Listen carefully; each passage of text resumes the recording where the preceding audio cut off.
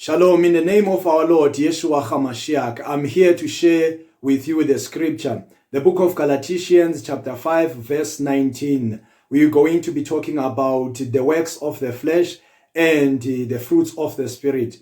Now the verse number 19 says, "Now the works of the flesh are evident, which are adultery, fornication, uncleanness, lawlessness, idolatry, hatred, sorcery, jealous, envy, contention, adultery, and drunkenness, hearsayers, dissensions. All of these which are counted here as sins, are the acts of sins. And these sins are not found in the kingdom of God, in the New Jerusalem. They are outside, as the book of Revelation says. So if you commit one of these sins, or you are under of one of these sins, you have no place in heaven. So you have to regret, you have to change, you have to show that you regret doing these sins, so that the grace of the Lord Jesus Christ can kick in, and God will forgive you when you repent, when you see that you have committed something wrong. And the result of us committing these sins is because of the fact that we break the law of God, which says that honor your mother and your father, honor your parents, and your days shall be extended on earth. By disrespecting or by breaking the laws or being disobedient to your parents, these are the results, because these are the things that you go ahead and commit. These are the things that we do. Most of the time, while we are still under our parents, we commit fornication.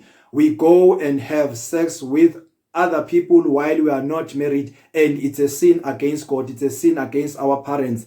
And as a result, in each and every sin that we commit, there is a charge. There is a consequence. There is a punishment. So we pay the consequences. We pay the price of committing these sins. Most of the time, when we go to parties without the permission of our parents, and go to boyfriends and girlfriends without the permission of our parents, committing all these things, some get pregnant, we impregnate, and this is a wrong thing, because we get children out of the wedlock, and what we do, we commit sins. And some of us committed contracted diseases.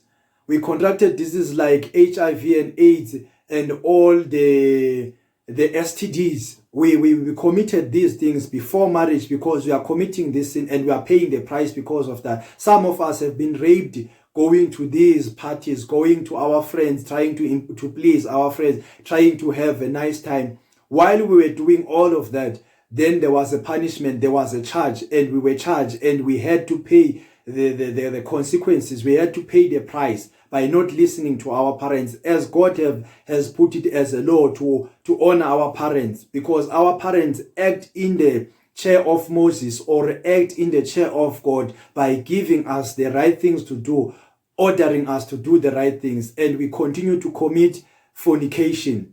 When you commit fornication, it's a sin. You have no place in the kingdom of God unless you change, unless you abstain, you stay away from this type of sins. And the adultery, I want to also take on adultery. People who are married, people who are in marriage, who are the ones that are committing adultery, because committing adultery means that you are going out of your marriage to have sexual relations with other people. By having sexual relations with other people, you are committing this adultery. Or as a person that you are not married, you are involved with a married person, you are committing adultery, and it is a sin. It is something that will kill you. It's something that you're going to pay for it if you don't change, if you don't regret doing it, or maybe you were doing it not knowing. But now, if you're listening to this, if you hear this, then you will know that it is a sin. For the gospel of old times, the old school gospel that is against sin. If you are against sin, then it means that you are working towards to being holy. And if you are holy, then you will have a place in the kingdom of our Father. There is no way that God, as He is, that He will sit down and agree with us to break His laws or to do as we please. No, there is no way. We have to bow down to God. We have to bow down to the law of God. We have to do the will of God as He As he is our king, as he is our master, our creator, there is no way we can try to change his laws. We have to come to agreement to do the laws with God. And the adultery, most of the time, the pastors, apostles, the bishops, they commit this type of sin. Someone divorces or they are divorced by their wives.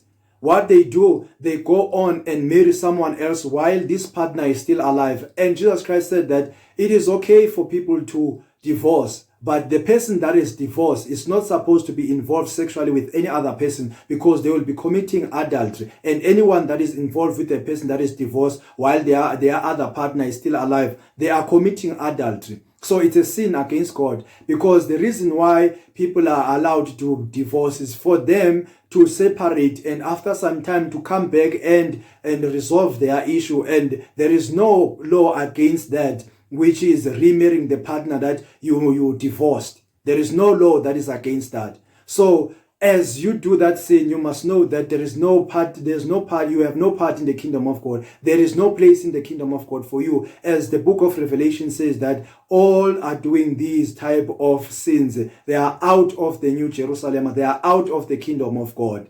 So I want you to repent. I want you to regret. I want you to allow the grace of God to come in, because the grace of God comes when you regret, when you understand that you have done something wrong, and then you change. When you change, the grace of God comes, and then you are forgiven from your sin, and then you enter into the kingdom. And this is what we need to do. We need to change. We need to repent so that we can have the grace. We can live in the grace. Then things will turn for good for us. I like to go to the Holy Spirit. You see, you cannot achieve righteousness without the Holy Spirit.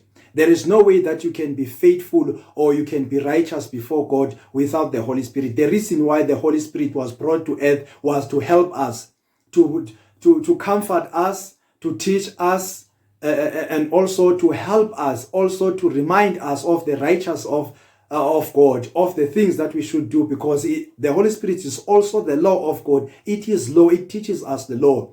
If we go to the book of Galatians chapter 5 verse 22, we hear that now the fruit of the Spirit is love, joy, peace, goodness, kindness, self-control.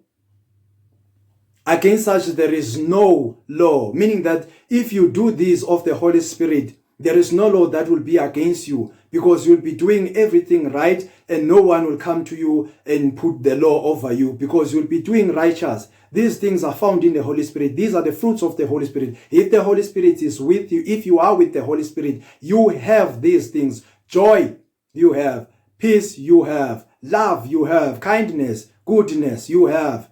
Faithfulness, you do have. These, self-control, these are the fruits of the Holy Spirit, of which we all have to be looking after, getting away from the sins that I've counted previously. And now you know that these things are wrong, and this way of the Holy Spirit is the only way, because the Holy Spirit is here to help us know the way of God, know the words of God, know the laws of God. It reminds us of the word of God, of the laws of God. The Holy Spirit is our teacher. Without the Holy Spirit, we cannot make it. So come to this side, come to Jesus, because Jesus is the way to heaven. When you abide in the word of God, when you abide in Jesus Christ, you will bring forth the fruit of the Holy Spirit. You will bring forth the fruit, thousands, 60, hundreds. We will bring all those if we are in the Holy Spirit. As Jesus Christ had says in the parable, you should abide in me and I will abide in you.